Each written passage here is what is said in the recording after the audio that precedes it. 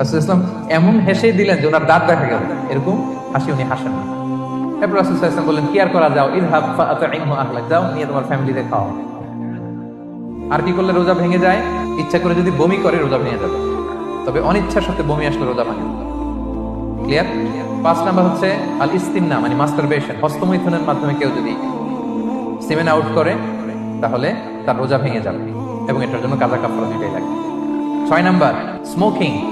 Smoking যদি রমাদানে কেউ করে রোজা কিন্তু শেষ, কারণ এটার মধ্যে এমন পার্টিকেল থাকে যেটা আপনার ভিতরে চলে যায়, সো আপনার রোজা ভেঙে যাবে, খবরদার স্মোকিং করবেন না।